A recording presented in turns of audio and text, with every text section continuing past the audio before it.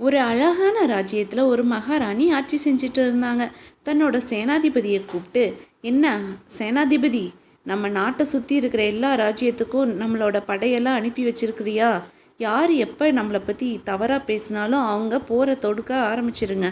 மகாராணி, நீங்கள் சொன்ன மாதிரி ராஜ்யத்தை சுற்றி எல்லா பக்கமும் நம்ம படைகளை நிறுத்தி வச்சுருக்கோம். நம்ம மேலே இருக்கிற பயத்தில் யாரும் தவறாக எதுவுமே பேச முடியாதுங்க மகாராணி. நான் எல்லாமே சரியாக செஞ்சு வச்சுருக்கேன். நம்ம நாட்டு மக்கள்கிட்ட கூட அதிக அளவில் வரி வசூலிக்க ஆரம்பிச்சிருக்கிறோம். நம்ம ராஜ்யம் இன்னும் வலுவடைகிறதுக்கு எங்களால் என்ன முடியுமோ அனைத்தையுமே செஞ்சுட்டு தான் மகாராணி இருக்கோம். ஒரு வேளை யாராவது செய்யாமல் இருந்தீங்க, என்னோட சுயரூபத்தை எல்லாரும் பார்க்க வேண்டியது இருக்கும்னு கடுமையாக எச்சரித்தாங்க.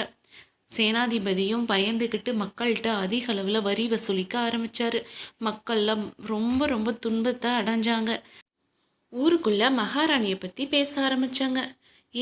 இந்த நம்ம மகாராணிக்கு மட்டும் எப்படிடி வயசாகாமல் அப்படியே இருக்காங்க, ரொம்ப அழகாக இருக்காங்க. அவங்க அழகை பார்த்தாலே யாருக்குமே எதுவுமே தோணாத அளவுக்கு வசியம் பண்ணிடுறாங்க.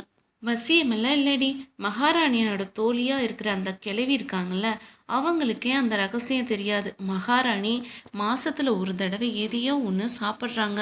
அது சாப்பிடும்போது அவங்க ரொம்ப இளமையாக இருக்காங்கன்னு அந்த தோழி ஒரு தடவை பேசிக்கிட்டதை நான் கேட்டேன். பண்டிதர் மகாராணியோட நடவடிக்கையில் சந்தேகப்பட்டு மகாராணியை சந்தித்து, மகாராணி, மகாராஜா இருக்கிற வரைக்கும் நீங்கள் எப்படி இருந்தீங்க, உங்கள் ராஜ்யமும் எப்படி இருந்துச்சு, ஆனால் இப்போ நீங்கள் நடந்துக்கிற விதம் சுத்தமாக நல்லா இல்லை, தயவு செஞ்சு மாற்றிக்குங்கன்னு ரொம்ப அன்பாக தான் சொன்னார்.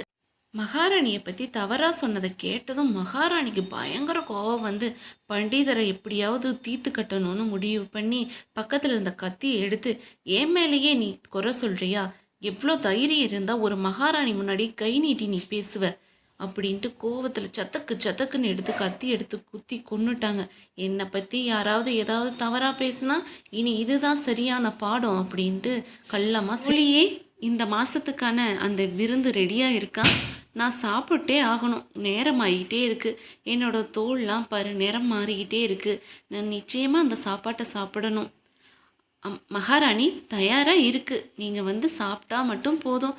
அந்த உணவு என்னன்னு கூட எனக்கு தெரியாது, வாங்கிட்டு வர சொன்னீங்க, வாங்கிட்டு வந்துட்டேன். மகாராணி யாருக்கும் தெரியாமல் ஒரு தட்டில் வச்சு ஒரு பச்சை கலர் நிறம் இருக்க தவளையை எடுத்து சாப்பிட்டுட்டு இருந்தாங்க. மனிதர்கள் கால்படாத இடத்துல இருந்து உருவான இந்த தவளை எல்லாத்தையுமே கொண்டுட்டு வந்து இவங்க மாதம் ஒரு தடவை யாருக்கும் தெரியாமல் ஒரு தங்கத்தட்டில் வச்சு சாப்பிட்டுட்டு இருந்தாங்க. இந்த ரகசியமெல்லாம் யாருக்குமே தெரியாது. மாதம் ஆனால் இவ தனியாக ஒரு ரூமில் போய் என்னத்தை தான் சாப்பிட்றாளோ, ரொம்ப அழகாக இருக்கா. எனக்கும் அதை கொடுத்துருந்தா நானும் இவளை மாதிரி அழகாக இருந்திருப்பேனில்ல. என்னை மட்டும் வயசாக விட்டுட்டு இவ மட்டும் இளமையாக இருக்கிறா, மகாராணியாகவும் இருக்கிறா. என்ன பாரு வேலைக்காரி மாதிரி. இன்னைக்கு அந்த உணவு என்னன்னு நான் பார்த்தே ஆகணும். இந்த அருவருப்பான தவளையவா சாப்பிட்றா, சரி நம்மளும் சாப்பிடுவோன்னு ஒரு தவளையை எடுத்து சாப்பிட்டா அது ரொம்ப ரொம்ப சுவையாக இருந்தது. இந்த சுவையான தவளையை சாப்பிட்டதை இவ இப்படி ஆனாலான்னு எடுத்து மம்மம்னு சாப்பிட்டாங்க. உடனே அவங்க அழகான தோற்றத்துக்கு மாறிட்டாங்க. இந்த மாற்றத்தை பார்த்து அவங்களுக்கே ஆச்சரியமாக இருந்தது. இதுக்கெல்லாம் காரணம் தவளையா இல்லை தங்கத்தட்டா? சரி, இப்போதைக்கு நம்ம கையில் இருக்கிறது இந்த தங்கத்தட்டு தான். தங்கத்தட்டை எடுத்துக்கிட்டு நம்ம இங்கேருந்து உடனே கிளம்பிடலான்னு தங்கத்தட்டை எடுத்துகிட்டு கோட்டையை விட்டு வெளியே வேகமாக யாருக்கும் தெரியாமல் ஓடி வந்தாங்க. இவங்க உருவம் மாறி இருக்கிறனால இது யார் என்னன்னு யாரும் கண்டுக்கலை. இந்த அழகை வச்சுட்டு இந்த மகாராணி படுத்துகிற பாடு போதுன்னு சொல்லி இதை நடுக்கடலில் போய் தூக்கி எறியறதுக்காக அவங்க நீந்தி போயிட்டு இருந்தாங்க.